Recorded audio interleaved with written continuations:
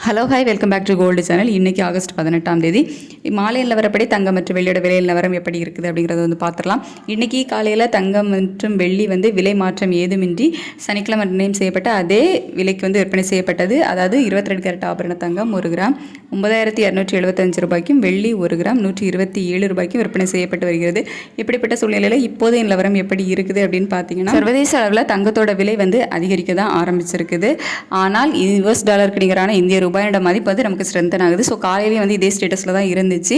அதாவது சர்வதேச அளவில் தங்கத்தோட விலையில் ஒரு சின்ன ஏற்றம் இருந்துச்சு. இந்திய ரூபாயோட மதிப்பு வந்து நமக்கு கிட்டத்தட்ட ஒரு 10 பைசா ஸ்ட்ரென்தன் ஆகிருந்துச்சு. இப்போவும் பார்த்திங்க அப்படின்னா தங்கத்தோட விலை வந்து சர்வதேச அளவில் அதிகரித்து தான் காணப்படுது.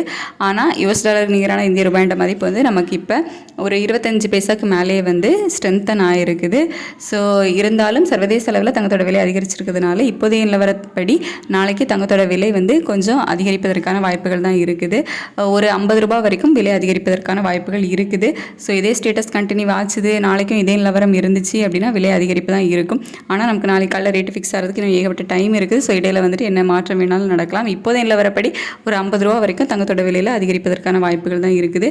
வெள்ளியோட விலையும் சர்வதேச அளவில் ஒரு சின்ன ஏற்றம் போயிருக்குது. ரொம்ப கணிசமான அளவில் ஒரு சின்ன ஏற்றம் தான். ஸோ அது வந்து நம்ம இந்திய ரூபாயோட மதிப்பு வந்து ஸ்ட்ரென்த்தனாக இருக்குதுல்ல. ஸோ அதனால் அது மேக்ஸிமம் வந்து ஈக்குவல் ஆகிடும். அது 127 இருப்பதற்கான வாய்ப்புகள் தான் இருக்குது.